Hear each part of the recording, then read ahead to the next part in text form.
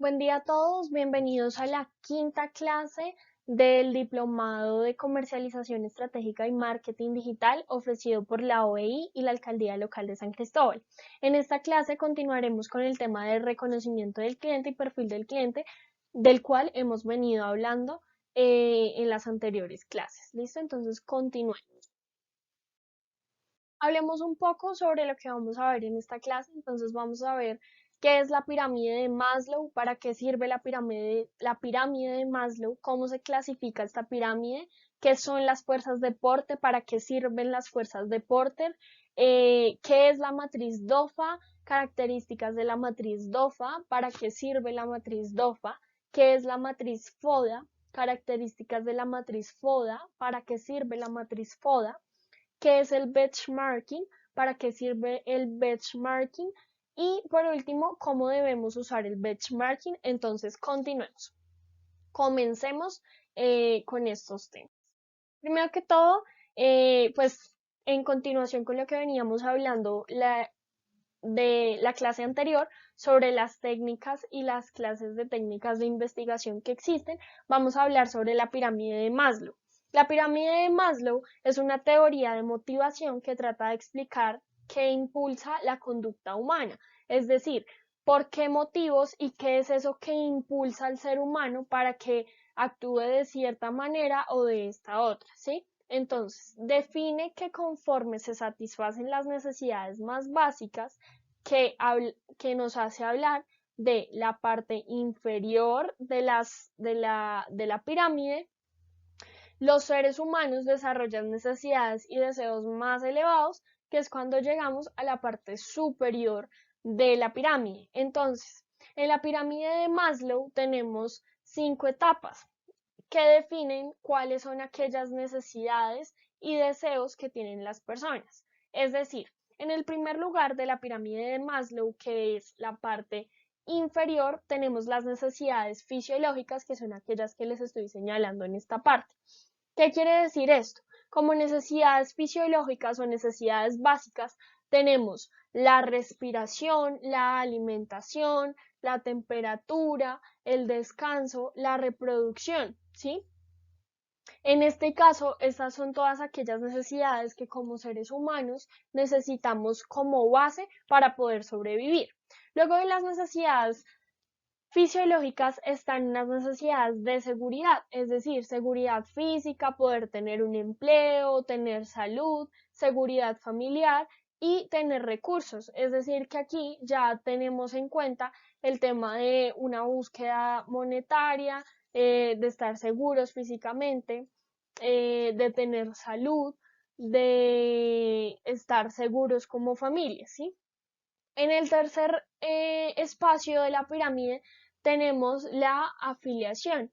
La afiliación nos habla del tema de cómo seres humanos somos seres sociales, somos seres que necesitan comunicarse, somos seres que necesitan estar en constante estado de conocer otras personas, de hacer parte de grupos, de hacer parte de equipos, de desarrollarse de manera social.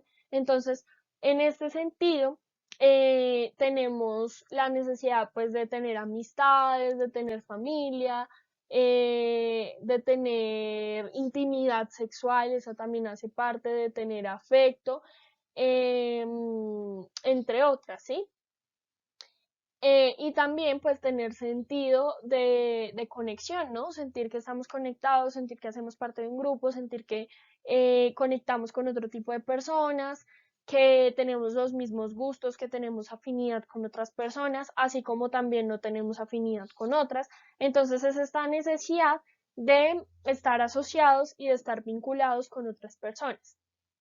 En la cuarta parte de nuestra pirámide tenemos el espacio de reconocimiento, ¿sí? Entonces este es un tema en el que ya me miro yo como ser humano, como persona, qué es lo que necesito, ¿sí? Entonces aquí vienen todos esos valores que necesito para vivir, para sobrevivir y para ser parte de la sociedad. Entonces, aquí tenemos el tema de la autoestima, tenemos el respeto, tenemos la confianza, el reconocimiento y el éxito, que son cosas importantes en la vida de un ser humano, en la vida de una persona, para poder desarrollarse y para poder actuar en distintas situaciones de la vida, ¿ok? Y por último tenemos la autorrealización, que es ese deseo más elevado que tenemos como persona y al cual llegamos o al cual deseamos llegar. Allí que tenemos, ahí es donde desarrollamos nuestro potencial y alcanzamos nuestro mayor sueño. Entonces, si tu mayor sueño es ser profesional, es tener una maestría, es crear una empresa, es tener el empleo de tus sueños, has tenido que pasar y que escalar ese tipo de necesidades para poder llegar ahí, a la autorrealización, a ese lugar donde soñaste y a ese lugar en el cual esperabas estar cuando ibas escalando esos pasos y cuando ibas cubriendo, pues en la mayor medida de lo posible, cada uno de esos espacios que están en la parte inferior de la pirámide. Entonces, recordémoslo, necesidades fisiológicas, seguridad, afiliación, reconocimiento y autorrealización. ¿Listo? Son 5. Necesidades fisiológicas, seguridad, afiliación, reconocimiento y autorrealización. Vamos desde la parte inferior, que son las necesidades más básicas, hasta la parte superior de la pirámide, que son los deseos más elevados, y ahí es donde llegamos a la autorrealización. A continuación, vamos a ver un poco de ejemplos de aplicación de la pirámide de Maslow, ¿sí? Entonces, hablaremos de la primera fase de la pirámide, la cual es las necesidades fisiológicas, ¿sí? Entonces, dormir bien puede ser una de ellas, tener una buena alimentación, hacer ejercicio, reproducirse, entre otras. Entonces, fisiológicas. El acceso a la alimentación está satisfecho con los supermercados físicos. Sin embargo, cada vez más el e-commerce y las empresas de comida para llevar ganan terrenos en este ámbito. Con la búsqueda de vivienda pasa una situación similar. Los portales en la web juegan un papel muy importante frente a las tradicionales inmobiliarias. Entonces, ¿esto qué quiere decir? Nosotros como empresarios, nosotros como emprendedores, nosotros como empresa, tenemos que entender nuestros servicios y productos en qué parte de la pirámide de Maslow se ubican. ¿Esto qué quiere decir? En qué parte suplimos la necesidad del consumidor, ¿sí? ¿En qué parte nos ubicamos? En este caso nos dan dos ejemplos. El primero de ellos es la comida, la alimentación. Y como los dicen, ahora no solo vamos a puntos físicos para suplir nuestras necesidades de alimentación, sino que también nos están ofreciendo temas de domicilios, nos están ofreciendo temas de ventas por la web, de el e-commerce.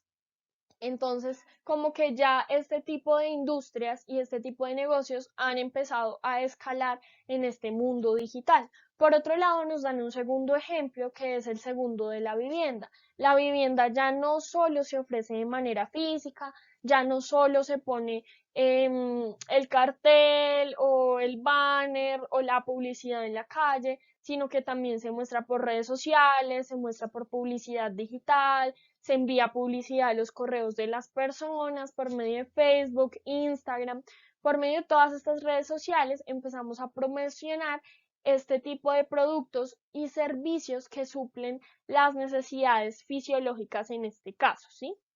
Continuemos. Por otro lado, entonces tenemos la seguridad y protección que se ubica en el segundo nivel de la pirámide de Maslow, ¿sí? Entonces, en la era digital, las preocupaciones sobre seguridad se han ampliado a la protección en los entornos virtuales. Por ello, una de las principales amenazas es el robo de identidad y de datos. Las empresas relacionadas con la ciberseguridad se ocupan de satisfacer esas necesidades. Entonces, aquí tenemos un ejemplo claro y clave que en el espacio digital, del marketing digital, cómo podemos llegar y cuál es la empresa o el tipo de empresa que se encarga de suplir esta necesidad. ¿Por qué? Porque en la actualidad la mayoría de productos y la mayoría de necesidades de las personas están basadas en la parte digital. En este sentido, tenemos a la ciberseguridad que se ocupa de satisfacer aquellas necesidades que tienen los usuarios de la protección de sus datos, de la protección de su identidad, de la protección de todo este tipo de cosas que hacen parte de un usuario. Por ejemplo, en temas de una persona con sus redes sociales, cuando empiezan como a hackear sus cuentas o cosas por este estilo, tenemos empresas de ciberseguridad que protegen y que disminuyen y que ofrecen productos y servicios que ayudan a disminuir y a erradicar los robos cibernéticos, el ciberacoso y todo este tipo de problemáticas y necesidades que se presentan en la actualidad, ¿sí? Por otro lado, y están ubicándonos en el tercer nivel de la pirámide de Maslow, tenemos el tema de afiliación, es decir, pertenecer a un grupo, conocer gente, encontrar el amor es más sencillo que nunca en la actualidad, ¿sí? Numerosas empresas ponen a nuestra disposición apps que suplen estas necesidades, ¿sí? Es decir, que todo el tipo de producto, todo el tipo de servicio que nosotros ofrezcamos debe estar ubicado en algún tipo de necesidad de la pirámide de Maslow, ¿sí? Entonces acá tenemos el marketing de afiliados, entonces tenemos un sitio web en donde tú creas contenido relevante. Bueno, principalmente tenemos un cliente, ¿no? El cliente busca información, visita por medio de buscadores un social media tales como redes sociales, las cuales pueden ser Facebook, Instagram, Twitter, WhatsApp y todo este tipo de redes sociales y espacios digitales en los cuales estamos buscando no solo entretenimiento, sino también conocer otras personas, hacer parte de grupos, hacer parte de equipos, que es de gran importancia. Por otro lado, tu sitio web. Entonces tú creas contenido relevante. Tú como cliente creas contenido relevante y puedes hacer parte de ese espacio, ¿sí? Tercero, el cliente compra productos a través de tu link, ¿sí? Entonces, ahora no solo el cliente hace parte de tu sitio web, sino también compra, como todo este tipo de páginas web que son importantes y a las cuales accede el cliente. Y cuarto, tú ganas dinero dependiendo y pues sacas un porcentaje de cada venta dependiendo del producto o el servicio que ofrezcas, ¿sí? Entonces, ¿a qué se debe esto? A la necesidad de pertenecer a un grupo y a la necesidad de afiliarse y de hacer parte de algo que tenemos como seres humanos. Porque recuerden que nosotros no solo somos vendedores, no solo somos empresa, no solo somos productores, sino que también somos clientes y hacemos parte del mercado de otras empresas.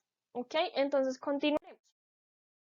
Para la quinta parte del espacio, para el quinto nivel de la pirámide de Maslow, tenemos para la cuarta parte, perdón, para la cuarta parte del espacio y del nivel de la pirámide de Maslow tenemos la reputación o estima. En este caso tenemos los me gusta, el número de followers o los retweets marcan nuestra reputación en las redes. La sociedad tiene el poder de alzarte como influencer a tan solo un clic de distancia. ¿Y esto cómo se da? Cuando yo ofrezco contenido, cuando yo proporciono contenido que le agrada a la persona que me está viendo, esa persona va a tener respuestas con me gustas, con seguidores, retuiteando mi información y así funciona en la era digital, así funciona en la actualidad. Así es como nos damos cuenta de si estamos agradando o no con nuestros productos y servicios, ¿sí? Ahora muchas empresas promocionan sus productos de forma digital y de esta forma nos damos cuenta de cómo está nuestra reputación, de si realmente estamos llegando al cliente que queremos, de si lo que estamos proporcionando le agrada a nuestro cliente, de qué debemos mejorar, de qué forma debemos hacerlo, ¿sí? Entonces, los me gustas, los retweets, los followers nos dan respuestas, ¿sí? Porque también hace parte del desarrollo y también hace parte de esa reputación o estima que se ubica en el cuarto nivel de la pirámide de Maslow, ¿sí?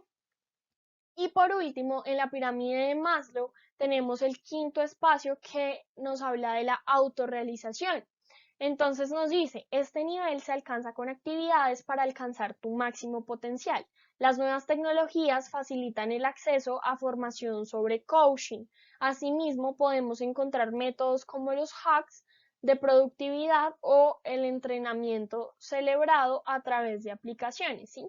Es ese espacio o ese lugar que nos ofrece la actualidad, que nos ofrecen las herramientas actuales para nosotros poder llegar al cliente para hacerle saber al cliente y ese espacio en el que el cliente puede sentirse realizado, ¿sí? Entonces aquí nos habla un poco del coaching, de los hacks, del entrenamiento celebrado, ¿sí? A través de aplicaciones, a través de cursos, de programas digitales, de programas de avanzada, que ayudan a la persona y al cliente a poder crecer, a poder llegar a ese espacio y a ese estándar de autorrealización sin tener que ir a un punto físico, sin tener que acercarse a un lugar específico, sino simplemente aprendiendo y absorbiendo información desde la parte digital.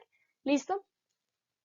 Ya con esto, entonces entendemos un poco más cómo funciona la pirámide de Maslow y entendemos desde la parte digital cuáles pueden ser aquellas herramientas y aquellos espacios de negocio que pueden hacer parte de la pirámide de Maslow desde un espacio digital, ¿sí? Que es a lo que nosotros nos queremos enfocar y que es pues el pilar de este curso, comercialización estratégica y marketing digital, ¿sí? Por otro lado, vamos a hablar de qué son las fuerzas de Porter, cómo funcionan, para qué se utilizan, quiénes las utilizan, ¿sí? En principio vamos a hablar pues de qué son, ¿no? Entonces, las fuerzas de Porter son un modelo estratégico elaborado por el economista y profesor de la Harvard Business School, Michael Porter, en 1979, que nos proporciona un marco de reflexión estratégica para determinar la rentabilidad de un sector específico con el fin de evaluar el valor y la proyección futura de empresas o unidades de negocios que operan en dicho sector. ¿Esto qué quiere decir y qué era lo que buscaba Porter? Porter lo que buscaba era, basado en una serie de pasos y en una serie de estrategias, encontrar y poder hacer una reflexión estratégica para de esta manera identificar y determinar la rentabilidad de un sector específico, de un espacio específico en el que nosotros como empresa nos ubicamos y del cual hacemos parte, ¿sí? A su vez, también buscaba evaluar el valor y la proyección futura de las empresas y entender cuál es la forma de operar de dicho negocio y de dicho sector, ¿sí? Entonces tenemos estos espacios, ¿sí? Acá lo podemos ver en el cuadrito, entonces tenemos que encontrar la rivalidad existente entre los competidores de la industria, es decir, quiénes son aquellas empresas competidoras, por qué son competidoras. Ya lo habíamos hablado en clases anteriores. Nuestros competidores, nuestros rivales y entender quiénes son es muy importante porque de tal manera podemos saber para dónde vamos, qué es lo que está sacando mi competencia, estoy a la par de mi competencia, estoy por encima de mi competencia, debo mejorar para alcanzar a mi competencia, qué es lo que mi competencia le está ofreciendo a los clientes y por qué los clientes me prefieren a mí y no a la competencia o viceversa.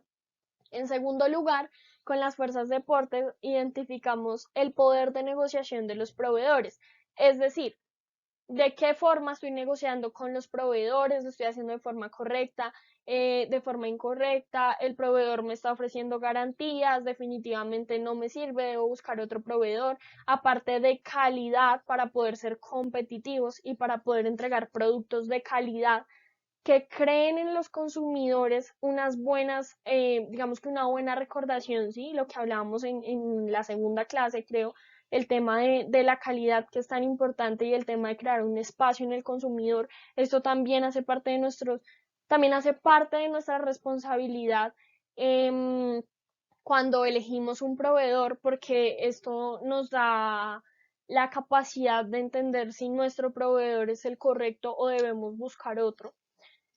Por otro lado, tenemos el tema de poder de negociación con los compradores, que quiere decir qué es lo que, por acá la tenemos, que quiere decir lo que le estoy ofreciendo a mi comprador, realmente el comprador está dispuesto a pagar, de cuánto está dispuesto a pagar el comprador, de a cuánto estoy dispuesto yo como vendedor a dar mis productos, a entregar mis productos. Entonces es esa negociación que realizamos.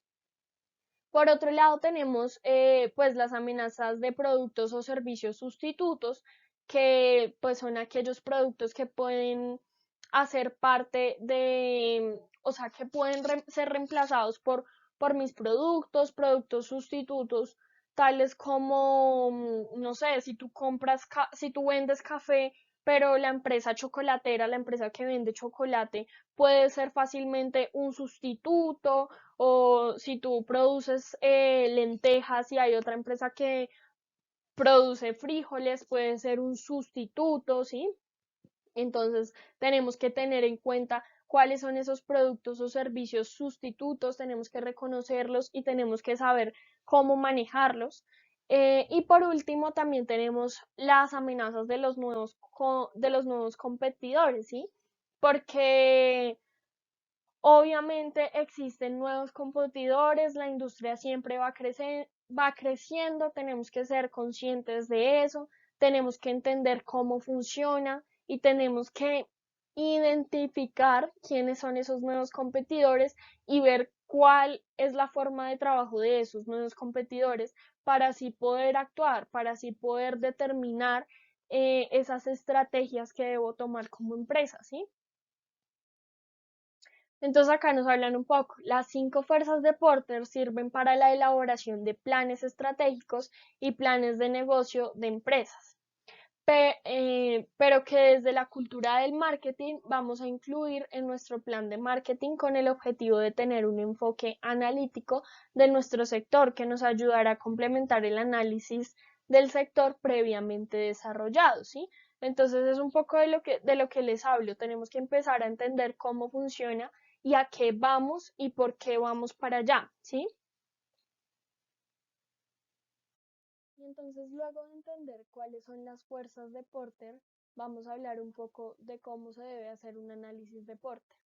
Entonces, en el primer lugar tenemos el poder de negociación de los clientes, que es la primera de las fuerzas, la cual es la capacidad de negociación con la que cuentan los clientes de un determinado sector o mercado, ¿sí?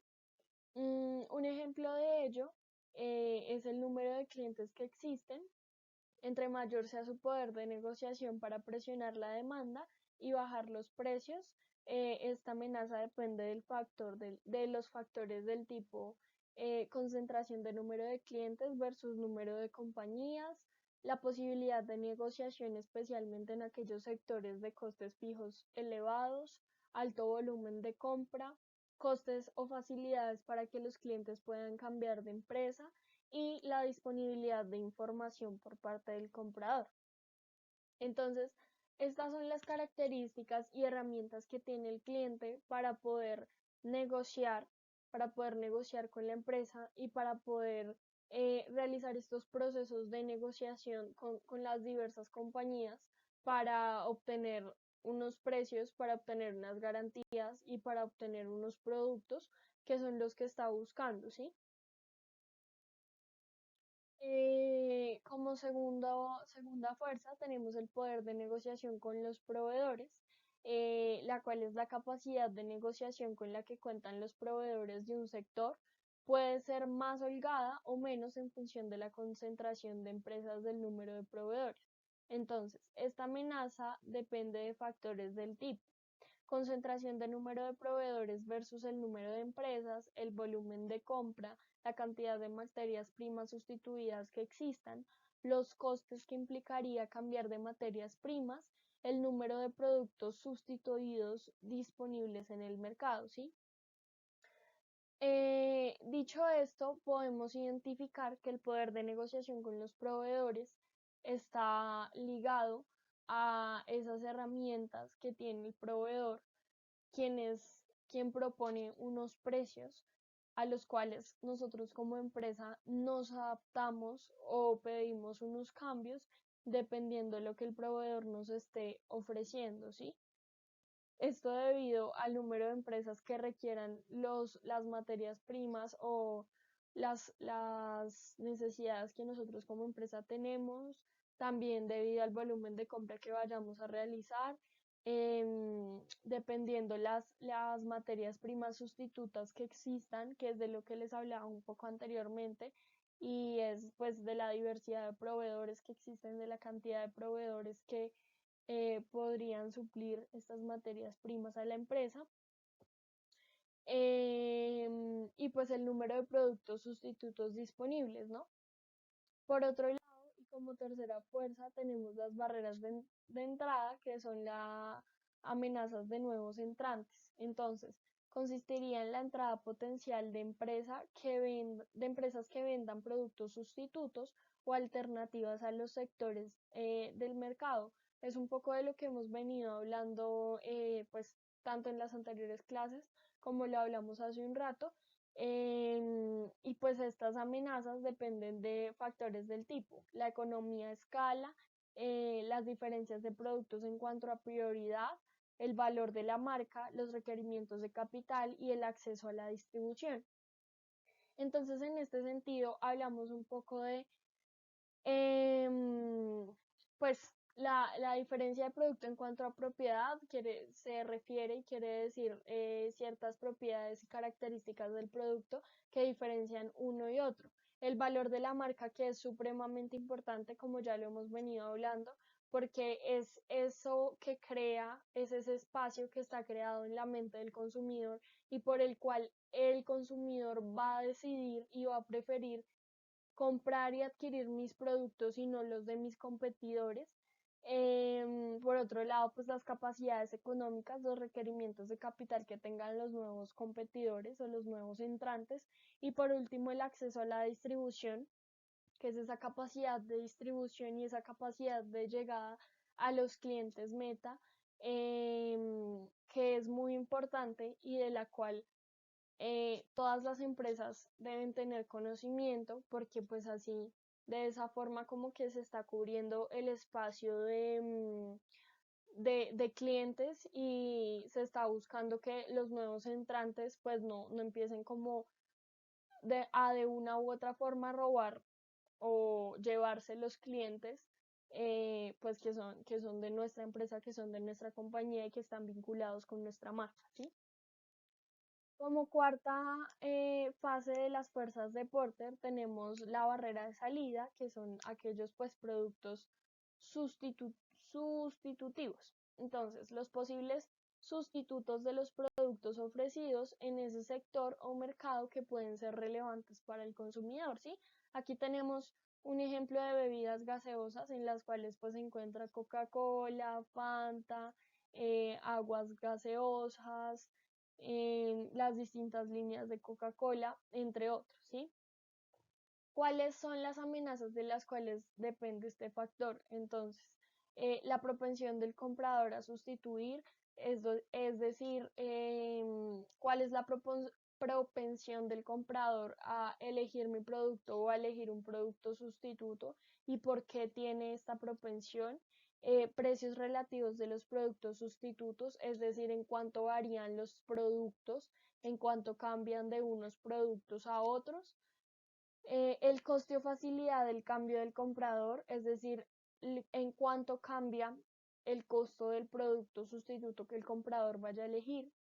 El nivel percibido de diferenciador, el nivel percibido de diferenciación de productos o servicios. De una u otra forma, es importante entender cómo el cliente diferencia los productos y servicios, por qué los diferencia, cuáles son esas características que lo hacen diferente. Y por último, la disponibilidad de sustitutos cercanos, es decir, qué tan cercanos están esos productos sustitutos y qué tan factible es para el consumidor o para el comprador adquirir esos productos sustitutos o adquirir mis productos. Y por último, tenemos la rivalidad entre los competidores. Las empresas que compiten directamente en una misma industria o sector ofreciendo el mismo tipo de producto o servicio, ¿sí? El grado de rivalidad entre los competidores aumentará en función del mayor número de empresas existentes. Esta amenaza depende de factores del tipo el poder que tienen los competidores, el poder que tienen los proveedores, el crecimiento de la industria, la sobrecapacidad industrial y la diversidad de competidores. Entonces, en este sentido, evaluamos todo sobre la competencia, entendemos cuáles son los fuertes de esa competencia y también entendemos cuáles son los fuertes de mi empresa, de nosotros como empresa, para poder hacer una balanza y entender a dónde queremos ir y cómo o de cuál forma debemos llegar a eso, ¿sí? O podemos llegar a eso. Por esto es importante entender la rivalidad entre competidores y saber cuáles son esas fuerzas que tienen los competidores, ¿sí? A continuación vamos a ver un ejemplo del análisis de Porter. Entonces, acá tenemos las 5 fuerzas, tenemos los grados y las rentabilidades que se tienen. Entonces, rivalidad entre los competidores, un grado medio o bajo y una rentabilidad media alta. En el poder de negociación con proveedores tenemos un grado alto y una rentabilidad alta. Evidentemente, cuando el poder de negociación con los proveedores pues es buena y es positiva, tenemos altos niveles de poder alcanzar las metas propuestas como empresa. También tenemos en el poder de negociación con clientes un grado medio alto y en la rentabilidad media alta.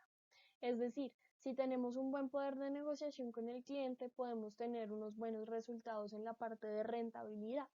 También tenemos barrera de entrada, amenazas de nuevas entradas, un grado alto y la rentabilidad alta también. Y por último tenemos barreras de salida, amenazas de productos sustitutivos, un grado media alta y una rentabilidad media baja. Ahora vamos a hablar un poco de las conclusiones del análisis de Porter. La matriz de las 5 fuerzas de Porter o análisis de Porter. Entonces tenemos 4 conclusiones importantes y que nos van a servir para entender un poco más cómo funciona y de qué se trata. En primer lugar, tenemos que nos permite identificar las oportunidades para mejorar las estrategias de marketing. En segundo lugar, nos permite comparar nuestras estrategias o ventajas competitivas con la de nuestros competidores. Como tercera conclusión, tenemos que es muy útil para analizar el entorno de la empresa, pudiendo complementar más adelante el análisis de la matriz DOFA o DAF. Y por último, tenemos que nos ofrece una visión muy apropiada de las empresas existentes, del potencial de nuevas empresas en el mercado, de posibles sustitutos de los productos ofrecidos, de los proveedores y de los clientes. En este sentido, y con las conclusiones que vimos hace un momento, podemos también identificar que lo que nos hace o a donde nos hace llegar el análisis de Porter o las 5 fuerzas de Porter es entender no solo nuestro entorno, sino entender cómo estamos manejando los procesos como empresa, entender si las estrategias de marketing que estamos utilizando son las correctas, entender quiénes somos y para dónde vamos en la parte de rentabilidad y en la parte estratégica, entender qué es lo nuevo que está pasando en el entorno y cómo debemos afrontarlo para poder llegar a esas metas que nos proponemos como empresa en la parte de mercadeo. Por otro lado, vamos a hablar de qué es la matriz DOFA. La matriz DOFA es un método de análisis empresarial que permite mirar la empresa desde el exterior como si fuéramos observadores neutrales para evaluar las condiciones actuales de la empresa. El nombre DOFA viene de las iniciales de los aspectos que se analizan en este proceso: debilidades, oportunidades, fortalezas y amenazas. ¿Qué quiere decir esto? Se utiliza una matriz DOFA para entender y reconocer cuáles son esos aspectos que la empresa debe mejorar y cómo entendemos como empresa aquellos aspectos, cómo los reconocemos, viéndolos desde un punto neutral. ¿Por qué? Generalmente uno incurre en aquellos errores que tienen que ver con no aceptar cuáles son las falencias que estamos presentando. Cuando lo vemos desde una perspectiva como fuera del contexto, como fuera del círculo, entonces entendemos un poco más y de una manera más objetiva y racional de qué forma debemos actuar, porque estamos identificando esas 4 características que son importantes para el desarrollo de los procesos. Entonces ahora vamos a hablar un poco de las características de esa matriz. Tenemos que es sencilla, es concreta, tiene una visión general de la compañía, es crítica también, nos permite realizar una revisión periódica, impide que naveguemos a ciegas. ¿Por qué? Porque estamos siendo concretos, porque estamos tomando puntos específicos y porque estamos buscando exactamente cuáles son aquellos puntos álgidos en los cuales debemos navegar, ¿sí?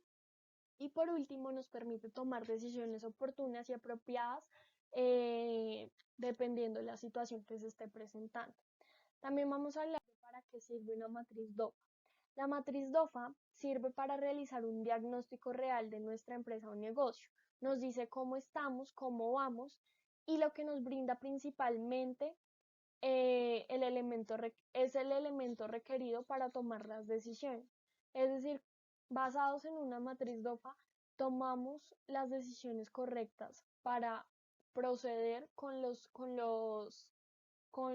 las herramientas y, bueno, para proceder a hacer uso de las herramientas y llegar a esa meta que es lo que se busca, dependiendo de lo que haya arrojado la matriz.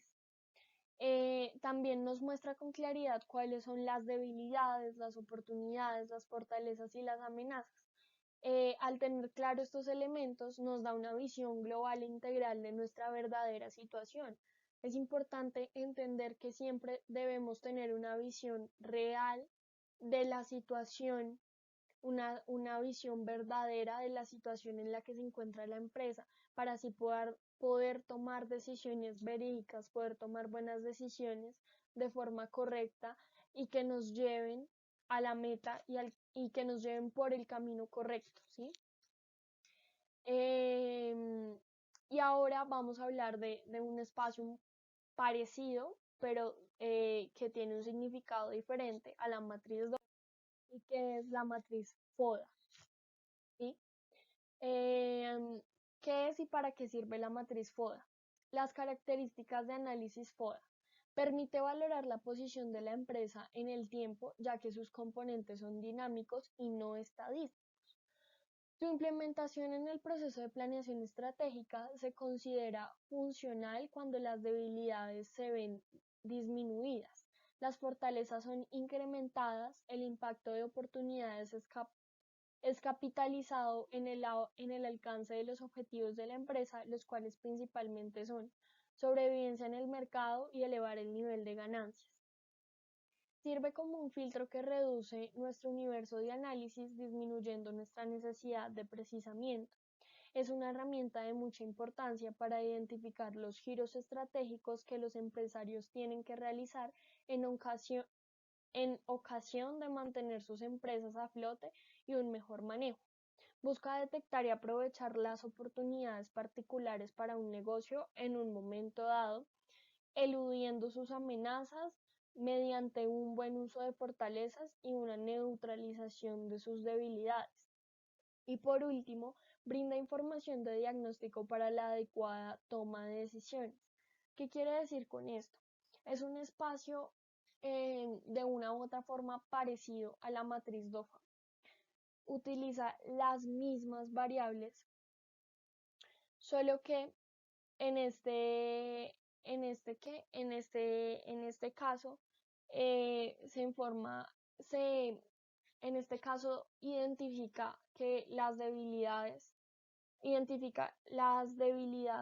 y las fortalezas, las amenazas y las oportunidades como factores negativos, positivos, como factores internos o externos, ¿sí?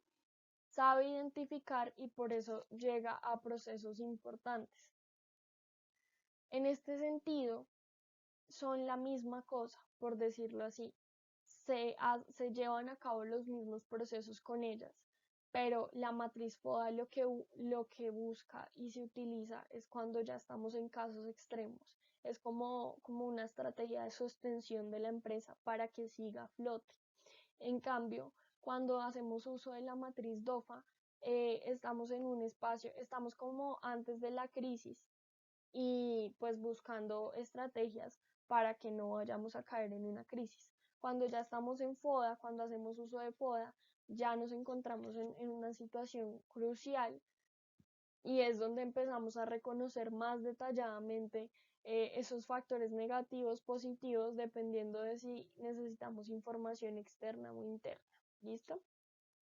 Y por último, vamos a hablar en esta clase de un tema muy importante que es del benchmarking. Entonces, pues el benchmarking es un proceso empleado para recopilar información y nuevas ideas para el desarrollo de tu empresa. La idea principal es conseguir información de utilidad para mejorar la misma a partir de los ejemplos de los competidores más fuertes del mercado. Con el benchmarking lo que buscamos es recolectar información, recopilar información de aquellos competidores más fuertes en el mercado y empezar de una u otra forma a recaudar esos procesos y a entender cuáles son esos procesos correctos que estas empresas realizan para yo duplicarlos, para yo copiarlos en mi empresa de una forma buena, de una forma positiva y ir surgiendo de una u otra forma. ¿Sí? Eh, Aquí también tenemos que el benchmarking sirve para mejorar el nivel de calidad.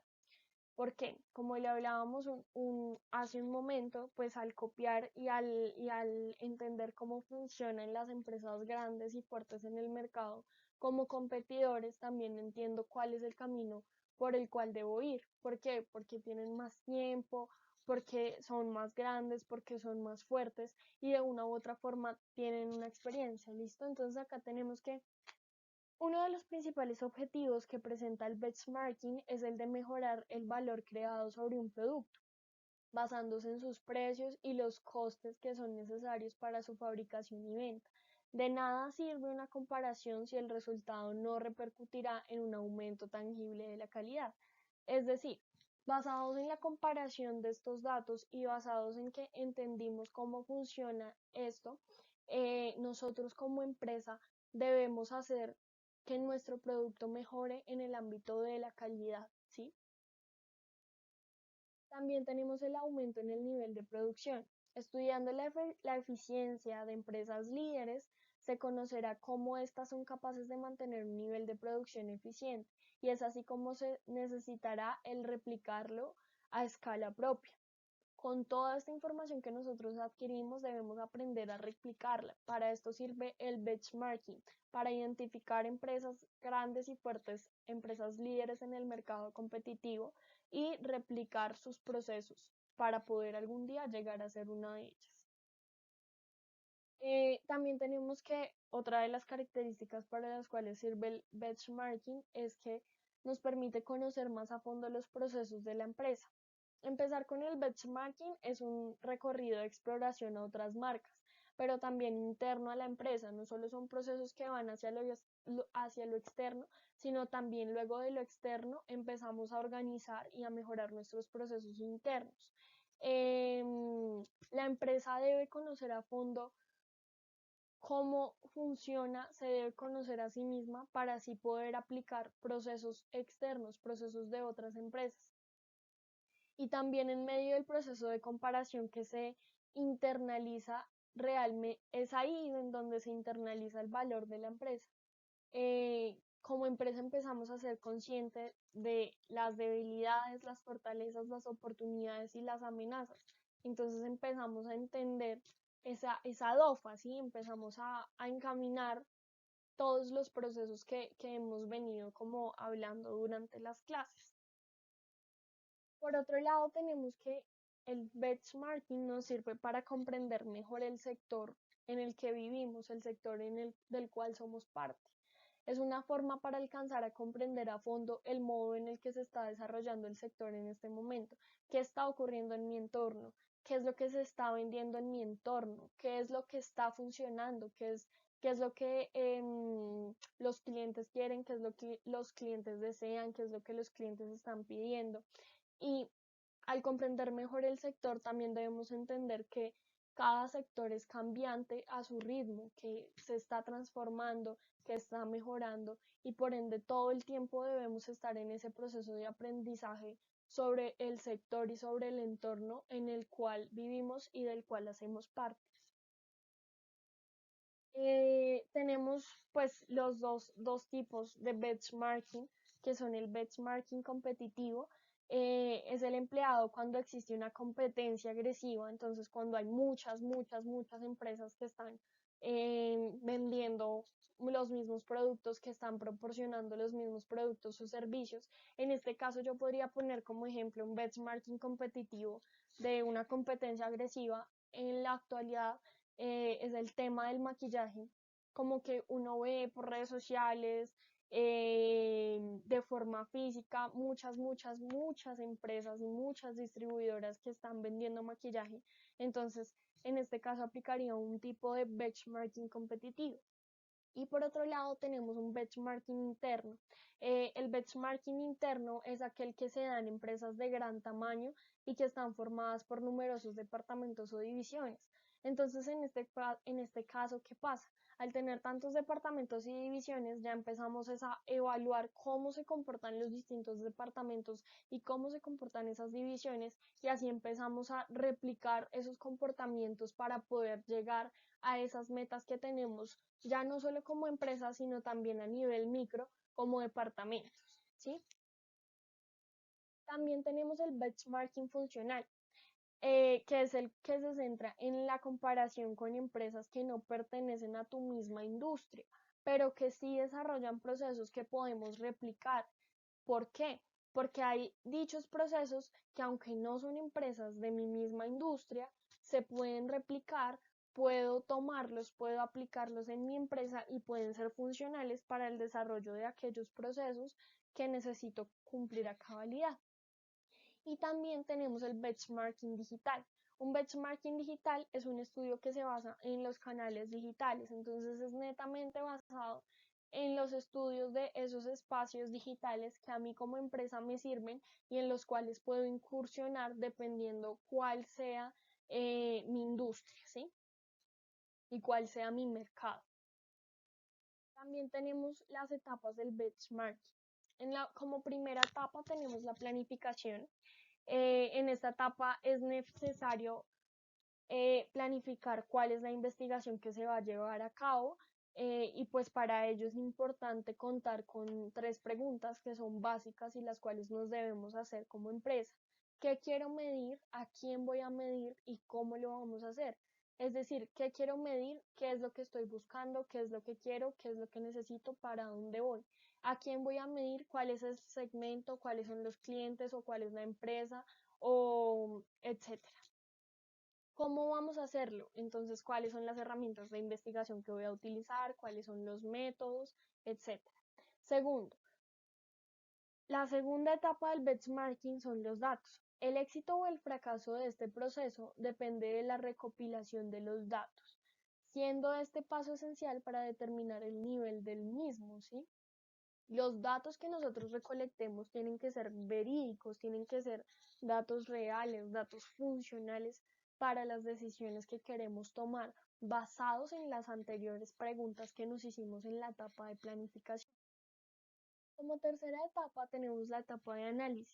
Cuando ya se ha hecho la recopilación de la información pertinente, se procede a analizar los procesos que son los responsables de causar diferencias entre la compañía y las empresas que están siendo estudiadas. Entonces empezamos a procesar todo este tema de datos y empezamos a identificar qué información nos sirve, qué información es útil y cuál información definitivamente tenemos que dejar ir porque no la necesitamos, ya que no cumple con los estándares de lo que planteamos al inicio pues, de las etapas, que fue en el proceso de planeación.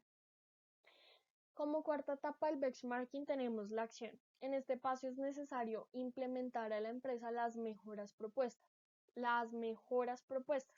Así vamos a ver si realmente elegimos de forma correcta o no. Así es como entendemos si los aspectos seleccionados fueron correctos. Así es como podemos probar en la realidad si las decisiones tomadas fueron las correctas. ¿Listo? Y como quinta etapa del benchmarking tenemos el seguimiento y mejora. Tenemos que hacer un seguimiento y mejora de esos procesos que se han adaptado debido a la recopilación de la información, ¿sí? Este paso lo que hace es servir de ayuda en proyectos posteriores, porque lo ideal sería que este proceso se convirtiese en un recurso, en uno recurrente con el propósito de adoptar una mejora continua en todo momento, ¿sí?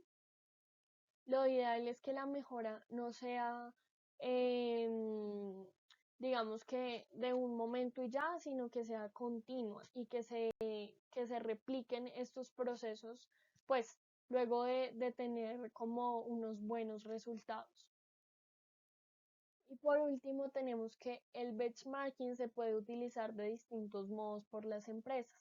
Permite diseñar los métodos necesarios para conseguir un mejor desempeño en relación con la eficiencia operativa o con el diseño de producto, pero también pueden establecerse comparativas en cuanto a los gastos incurridos, cuyo análisis permitirá registrar los gastos de la propia empresa y optimizarlos correspondientemente. Con el benchmarking es posible concentrarse en los recursos que puedan constituir una ventaja estratégica y por último puede fomentarse el intercambio de ideas y de experiencias dentro de la empresa. Entonces, con esto ya vamos finalizando y el ideal es que entendamos que lo que se busca con el benchmarking es realizar e implementar mejoras basados en la recolección de datos y en el procesamiento de estos datos para implementarlos en la empresa y para hacer cambios y para realizar mejoras en la empresa que nos hagan crecer, que nos hagan alcanzar estas metas y que nos lleven por el camino correcto para alcanzar esas metas. Entonces, con esto me despido de ustedes, les agradezco por la atención, espero que toda la información proporcionada haya sido de su agrado y haya sido muy útil para cada uno de ustedes. Nos vemos en una próxima clase.